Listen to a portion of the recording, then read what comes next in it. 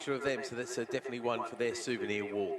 And thank you as ever to Rachel Bourne and Matt Sissons out there taking the photos. Tommy Caldwell doesn't seem to be down here on the grid in the middle of row number 8 there, unfortunately. No idea. Oh, There is at the end of pit lane. Somebody at the end of pit lane. Did he miss the call? Seems it. Oh dear, oh dear, oh dear. Bad Panda. Okay, the lights go out. Who's going to hook up nicely there? Oh, third on the grid's gone away very well. Who was that third on the grid, mate? Third on the grid there, Jeff Mook, number 57 then. It's on the inside of the circuit then. It's a race towards Redgate, and again a 7-lap race for these guys. And it's all very difficult to tell who I think that's Kevin Wood. Well, did the outside swoop there. It's a popular move down there at Redgate. So Tommy does get going. So he's going to play a bit of catch-up there and chase after him. So unfamiliarity, because he unfortunately didn't get to go out yesterday either. And Tommy was saying that because of his commitments, because he does with the BSB team and various other things, and he does the dyno at another club and things like that, he thinks he's only got 2 spare weekends where he can come to a Bemsee meeting. So he's definitely doing this one. He's hoping to maybe do another one at the end of the year, but that's far from confirmed at this stage. As we go up then to McLean's for the first, as you said, Brad, the 7 attempts at circulating around the circuit. Kev Woolley leading the way. You see the name Bull there in second. Reminds that I've also seen Andy Bull in the paddock today. That's not the racer, former champion, Andy Bull as well. He's the man behind 2T Engineering, the very rapid engines that powers Kev Woolley's a 2T bike. In fact, I think the one that he'll be interested in watching the progress of will be Alan Cooper there, because as you said, Alan's a long way down and where we'd expect him to be as they come across the line for the first time. It is Woolley from Mook, from Bull, from Hayward, Whitney, Cooper. Oh, he's moved up very nicely indeed, not surprised. Wales and Drales has dropped a couple of places there. Then it's Fishwick, Cooper, Burscoe, Lee. Oh yeah, no, sorry, getting the Coopers mixed up there, aren't I? So it's not, Alan's still made up 12 places though. It's which is the other Cooper? Number 162, there's Darren Cooper. Who's yeah, you're right. Son, isn't it? I believe so. I think so. Anyway, we haven't got the initials in front of them, unfortunately. Dan Goff, Paul Tolan. So that Tolan flux battle definitely going Tolan's way at the moment, because he's got Hamilton and Stumpfield between himself and his rival. Neil David May there, 18th place. Absolutely loving riding this bike. Took a tumble on it yesterday, nothing too major. Just a bit of a graze on the old paintwork there, a bit of a scuff on the levers, but David May really getting to grips with the YPM now. He was doing well yesterday. He was interested to know what the lap times were. He was texting me in the week asking me what the lap record was and things like that. But unfortunately, as we all know, race day is payday. Tommy Caldwell makes up a few places there, so not the worst start in the world for Tommy. He's made him to 28th on the grid. Put a couple of the slow riders behind him, but still a long way to go if he wants to challenge for a podium as Woolley comes across the line with the fastest lap of the race. What are we up to? 117? Is it 119? Oh, we're a long way from the lap record. I think it's a 16 is the lap record, and that is Kev Woolley's lap record, so that gives you an idea of how far off we are. Fastest first second time Jeff Mook there, actually, so he's doing very well indeed. Fastest second time, fastest lap for Kev Woolley. Change between Bull and Mook for the second place on that lap. And again, Alan Cooper may get another couple of places. He's right behind Dan Cooper there as he leads Wales, who drops back another place, unfortunately. Damien Lee, Pete Fishwick going backwards a little bit. So Saturday only man these days, Pete Fishwick. Also, Denise Barton is also a Saturday only racer. And her and Sarah also are having their own little battle at the back there for top female honours in this particular class, as Tommy Caldwell makes up another couple of places, 3 places in fact this time, and now moves himself up to 25th. So lots of good little battles all the way up and down through the field as Kevin Woolley now goes fastest in sector 1.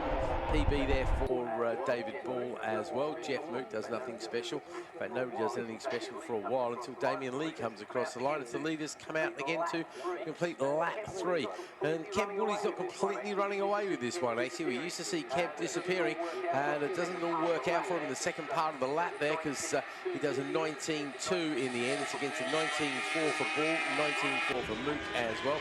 Hayward's into the 20s, then Whitney's in the 21s, and so on down through the field. Everybody a little bit slower as we go a little bit further down. Looks like Dan Cooper lost another couple of places there. Actually, is it Dan or yeah, it's Dan Cooper losing a couple of places. So Alan Cooper now definitely the class of that family, making his way up to 6th place.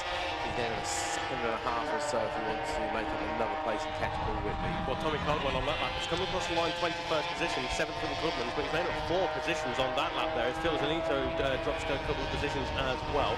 I'm just having a look times, not only look at the lap time, sorry, not only at the top of the race, but also further down. Of course, Sarah Osterholder, she qualified with a 1 minute 46.2, and she's currently in a 1 minute 38. So it's good to see her improving with every lap there for Sarah. And she comes with Denise Button across the line then. As you say, having a good battle there. In a half a second last time, this time around. The advantage for the other side by side going in towards Redgate as the race leaders now come back over the outside swoop there. No, can't quite reach there, but no, this is right. It's battle between them. Just having a look here as well. Just waiting for we've got right down there on the exit. Sorry, yellow flag being shown on the right hander then. Right hander for the McLean, yep. And we're still waiting for Okay. Yes, absolutely. Yeah. Still waiting for Pete Fishwick to go into the second sector here, so it could well be I think it looks like Pete from this distance, a black rider or a man all in black with a white bike, and that unfortunately is the Pete colours as a rule. So I think you're right there, mate. Called it. Yeah, so unfortunately Fishwick there dropping down the order then as Woolley, he's putting a 1 minute 18.7 on that lap, and he's opened up the advantage to just over 2 seconds there, 2.006 seconds over the number 8 machine of David Ball then. So Woolley, Ball and Moot ahead of Haywood. Then it's Alan Cooper, number 30 from the back of the field then. Or towards the back of the field, at least anyway, in 21st position then. So he's made up a whole load of positions throughout the 4 laps that we've completed so far.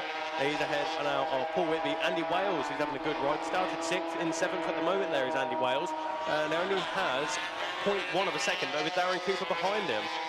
Good little scrap coming on for way down in 23rd place. Pearson and Zanuto, 9 thousandths of a second, so pretty much side by side across the line there. So yeah, it's a battle all the way down through the field. Again, Button leads Osterholzer as they come.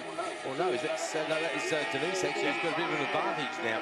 That was a couple of tenths of a second last time, as the leaders now come up to lap the back markers, unfortunately. But they ain't going to finish last, or they might finish last, but they won't be last on the sheet, because that's going to be Mr. Fishwick's on, I'm afraid. But he won't be too pleased about. But I can promise you, Karen, that Pete is up, he's okay, just gently seething along back there. So Woolley, Ball, Moot, Haywood, Cooper, Whitby, Wales, Cooper, Lee, Bursko is your top 10 over the line. And Hamilton leads the way in the Clubmans ahead of Stubberfield, Goff and Flux. And Mr. Cornwall getting on. Let's see if he's made up any more places. He'll be coming in this group here. Yep, coming across the line now there's number 34, Paul Neild in front of him then. So he's only 3 tenths of a second behind, but he is just, I think, going to get him as he's going towards Redgate. Then he's levelled him into the braking zone, at least for Redgate, and Tommy Caldwell does make up another position then, and that puts him up to 16th place overall, and he's still 5th of the Clubmans there, ahead of Colvin Turner.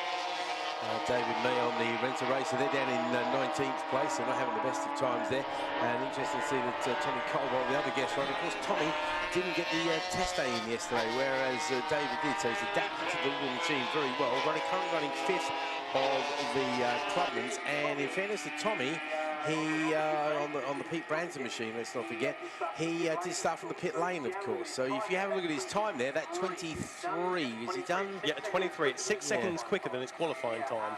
Yeah, and Hamilton's done a 23.1. Sorry, a best lap. I'm doing him a disservice there. 22.9. So let's call that a 23 even.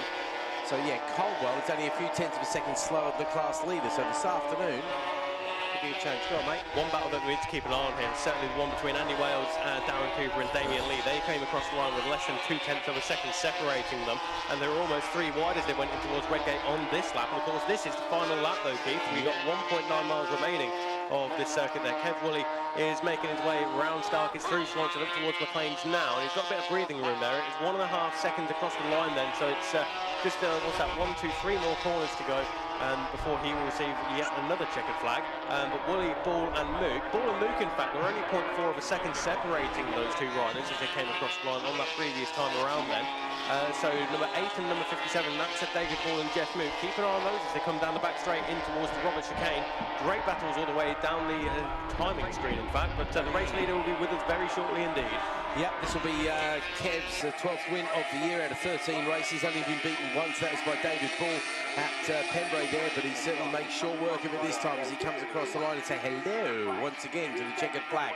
It is David Ball once again in second. He's had a big collection of those so far. That'll be his 7th one this year. Jeff Mookie's across the line next. Then it's Richard Hayward.